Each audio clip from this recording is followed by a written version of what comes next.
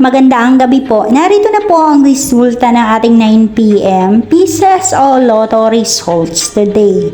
Ngayong August 13, 2023. At para po sa draw natin ngayon ay ang Ultra Lotto 658, ang Super Lotto 649, ang 3D Lotto at ang 2D Lotto. Para po sa mabag nanonood, huwag niyo pong kakalimutan mag-subscribe sa aking channel at pahit ka din po ako na notification bell para updated po kayo lagi sa aking mga bagong upload.